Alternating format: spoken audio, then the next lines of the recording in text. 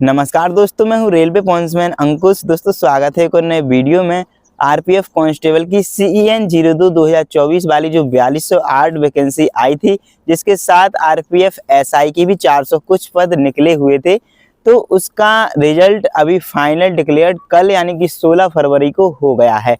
लेकिन जब इसका फाइनल रिजल्ट आया और इसकी फाइनल कट ऑफ देखने को मिली तो थोड़ी हैरान कर देने वाली थी, क्योंकि इसके पहले एक और रिजल्ट भी आता है जिसमें वैकेंसीज का 10 गुना कैंडिडेट को बुलाया जाता है और ये चीज़ पीईटी पीएमटी टेस्ट के लिए कराई जाती है। मतलब कि 10 गुना कैंडिडेट को इसलिए बुलाया जाता है ताकि कुछ कैंडिडेट अगर फेल हो जाते हैं तो जितनी वैकेंसीज है उतने कैंडिडेट उनको फाइनल में मिल जाए। तो देखो, सबसे पहले इसके हम प्रोसेस बताते हैं। सबसे पहले आरपीएफ कांस्टेबल का सीबीटी एग्जाम होता है जिसमें 120 क्वेश्चंस पूछे जाते हैं। उसके बाद पीईटी और पीएमटी टेस्ट लिया जाता है, फिर फाइनल कट ऑफ बनती है और डॉक्यूमेंट वेरिफिकेशन और मेडिकल करवाने के बाद ज्वाइनिंग दे दी जाती है। इसमें जो इसका सीबीटी एग्जाम है वो मार्च 2025 में चला था और इसका लास्ट जो एग्जाम है शायद मार्च को कंप्लीट हो गया था। इसके बाद इसके नवंबर और कुछ दिसंबर के टाइम पे इसका रनिंग टेस्ट कराया जाता है, जिसमें फिजिकल की जो भी क्राइटेरिया रखे जाते हैं वो सारे पूरे कराए जाते हैं और इसके लिए 10 गुना कैंडिडेट को बुलाया जाता है। मतलब लगभग 42,000 कैंडिडेट को बुलाया जाता है।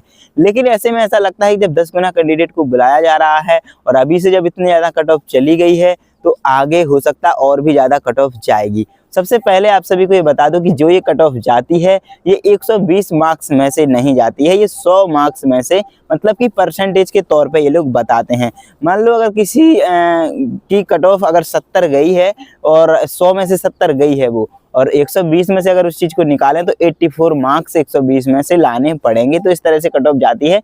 परसेंटेज में जो नॉर्मलाइजेशन मार्क्स होते हैं उसको काउंट किया जाता है। तो चलिए देखते हैं कि जो इस बार की फाइनल कट ऑफ है और पीईटी पीएमटी वाली कट ऑफ है उसमें इतना कम डिफरेंस क्यों देखने को मिला है। देखो, इसका सबसे बड़ा रीजन ये है कि इसमें 10 गुना कैंडिडेट को तो बुलाया जाता है, लेकिन इसका जो फिजिकल है वो बहुत ज़्यादा हार्ड होता है, आसान नहीं होता है। इस वजह से बहुत सारे कैंडिडेट फेल हो जाते हैं। दूसरी चीज़ होती है इसमें जो पीएमटी टेस्ट होता है जिसमें हाइट चेस्ट नापी जाती है, तो कई लोगों की हाइट नहीं निकलती है और कई ऐसे कैंडिडेट होते हैं जिनकी हाइट ना होने की बाद भी वो इसका फॉर्म अप्लाई कर देते हैं, एग्जाम देते हैं, अच्छे मार्क्स भी ले आते हैं। तो इस वजह से जो मार्क्स हैं वो बढ़ जाते हैं और जबकि वो जब पीईटी पीएमटी टेस्ट देने जाते हैं तो वहाँ पे उनका जब हाइट का मेजरमेंट किया जाता है तो हाइट उतनी नहीं निकलती है। तो लगभग 20 से 30% कैंडिडेट इसी तरह से बाहर हो जाते हैं। और इसके बाद जो फिजिकल टेस्ट है वो थोड़ा डिफ़िकल्ट है ही, तो उसमें भी कुछ कैंडिडेट फेल हो जाते हैं। इस वजह से इसकी जो फाइनल कट ऑफ है वो कम बढ़ाई गई है। लेकिन अगर इसे ग्रुप डी से कंपेयर करोगे तो ये बिल्कुल गलत चीज़ है, क्योंकि जो ग्रुप डी का फिजिकल टेस्ट है वो बहुत इसके मुकाबले आसान होता है। दूसरी चीज़, उसमें हाइट का मेजरमेंट नहीं किया जाता है, तो हाइट के रूप में कोई भी कैंडिडेट उसमें बाहर नहीं किया जाता है। तो चलिए अब देखते हैं कि इसकी जो फिजिकल क्राइटेरिया है वो क्या होता है फाइनल कट ऑफ में, मेल कैंडिडेट में, फीमेल कैंडिडेट में, फाइनल और पीईटी वाली कट ऑफ में कितना डिफरेंस आया है। देखिए दोस्तों, सबसे पहले तो आपके सामने स्क्रीन पे ये इस बार की कट ऑफ है, जो कि आपको देखिए यहाँ पे आरपीएफ कांस्टेबल 2024 की कट ऑफ है, जो कि 10 गुना कैंडिडेट लिए गए थे और बस फाइनल यानी कि जो फाइनल कट ऑफ गई है। यहाँ पे अलग-अलग कैटेगरी है, UR, SC, ST, OBC, EWS, ex serviceman. जो पीईटी की है जो कट ऑफ वो 100 में से यहाँ पे ली गई है, 100 मार्क्स में से। मतलब जो टोटल यहाँ पे इसके क्वेश्चंस हैं वो 120 क्वेश्चंस होते हैं। 120 में से अगर देखेंगे तो यहाँ पे हमने लिख दिया है अदर साइड में, और बाकी हम 100 में से यानी कि परसेंट इसको हम मान सकते हैं कि जो यूआर कैटेगरी की परसेंटेज है 76.8227% गई थी, यानी कि 120 में से 92.187 इतने मार्क्स गई थी। इसी तरह से एससी मेल कैटेगरी की यहाँ पे, और ये फीमेल कैटेगरी की, तो एससी मेल कैटेगरी की 70.19 गई थी 100 में से, एसटी की 65.67% गई थी, ओबीसी की 74.06, ईडब्ल्यूएस की 71.92 और एक्स सर्विसमैन की 30.14% ये गई थी। बाकी 120 में से कितने मार्क्स यहाँ पे ये लिखे गए हैं तो यहाँ पे देख सकते हैं। बाकी यहाँ पे ये जो अंतर लिखा गया है इसका मतलब हम नीचे जब नोटिफिकेशन में जाएंगे तो इसका मतलब समझाएंगे, और जो भी ग्रुप डी वाले कैंडिडेट हैं वो ये ना सोचें कि सिर्फ इतने कम मार्क्स हमारे भी बढ़ेंगे, क्योंकि ग्रुप डी का और इसका फिजिकल में बहुत ज़्यादा अंतर होता है, आगे हम आपको बताएंगे। सबसे पहले जो फाइनल कट ऑफ है वो यहाँ पे यूआर कैटेगरी की 0.89% बढ़ गई है, एससी कैटेगरी की 1.96% बढ़ गई है, एसटी कैटेगरी की 3.3% बहुत ज़्यादा बढ़ गई है, ओबीसी कैटेगरी की 1.55% बढ़ गई थी, ईडब्ल्यूएस की 1.06% बढ़ गई थी और एक्स सर्विसमैन की 17.19 इतनी ज़्यादा बढ़ गई थी, क्योंकि एक्स सर्विसमैन फिट होते हैं और इनको फिजिकल बहुत ज़्यादा आसानी लगता है। बाकी ये मार्क्स दिए गए हैं, यहाँ पे एक मार्क्स बढ़ गया था यूआर का 2.35, एससी का 3.96, एसटी का 1.87, ओबीसी का 1.27, ईडब्ल्यूएस का 20.63, एक्स सर्विसमैन वालों का। बाकी यहाँ पे ये फीमेल कैंडिडेट के लिए दिया गया है, 73.75% गई थी यूआर की, एससी की 66.37%, एसटी की 62.27, ओबीसी की 70.17% और ईडब्ल्यूएस की 68.89%। फाइनल कट ऑफ की बात करें तो यहाँ पे 3.57% बढ़ गई थी यूआर की, 4.58% एससी की, 6.70% बढ़ गई थी एसटी की, 4.7% ओबीसी की और 4.09 बढ़ी थी ईडब्ल्यूएस कैटेगरी फीमेल कैंडिडेट की। तो इनकी जो कट ऑफ है फाइनल वो बहुत ज़्यादा बड़ी है, 4 मार्क्स यूआर की, 5.5 मार्क्स एससी की, 8 मार्क्स एसटी की, 5.5 से ज़्यादा ओबीसी की और लगभग 5 मार्क्स ईडब्ल्यूएस कैटेगरी की, इस तरह से बढ़ी थी। अब देखिए सबसे पहले यहाँ पे रिक्रूटमेंट की जो प्रोसेस है, सिलेक्शन प्रोसेस, सबसे पहले आपका सीबीटी एग्जाम होता है जो कि 120 मार्क्स का होता है। इसमें से आपको ये जो ऊपर कट ऑफ दी गई थी इतने मार्क्स लाने होते हैं। फिर होता है आपका पीटी या फिर पीएमटी, जो फिजिकल टेस्ट होता है। तो इसके बाद डॉक्यूमेंट वेरिफिकेशन होता है और फिर मेडिकल लेने के बाद आपकी ज्वाइनिंग करा दी जाती है। यहाँ पे ये सीबीटी का सिलेबस वगैरह लिखा हुआ है। यहाँ पे आते हैं हम पीईटी पे।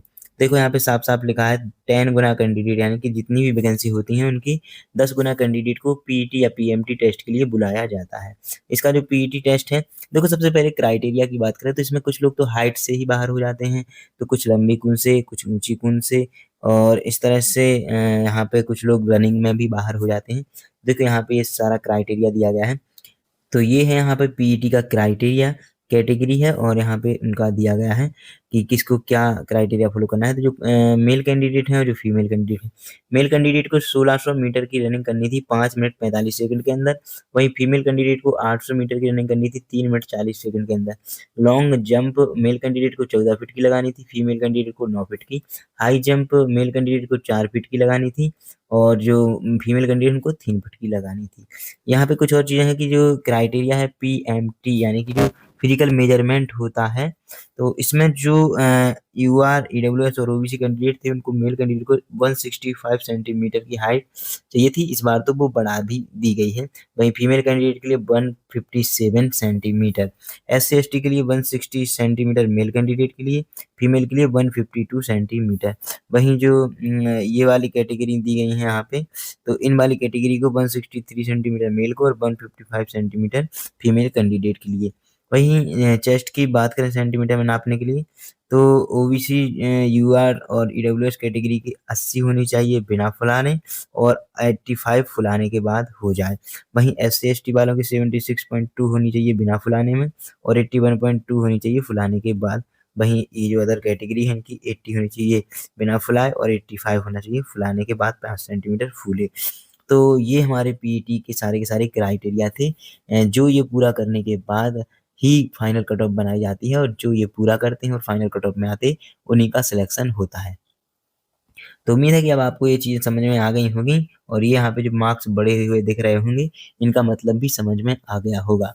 अब हम आगे ग्रुप डी की बात करें तो देखो ग्रुप डी में ऐसा है कि ग्रुप डी का जो फिजिकल टेस्ट होता है वो इससे बहुत आसान होता है, इसीलिए इससे कंपेयर करना बिल्कुल भी जायज़ नहीं है, क्योंकि इसमें जो 1000 मीटर की रनिंग होती है उसके लिए 4 मिनट 15 सेकंड का समय दिया जाता है।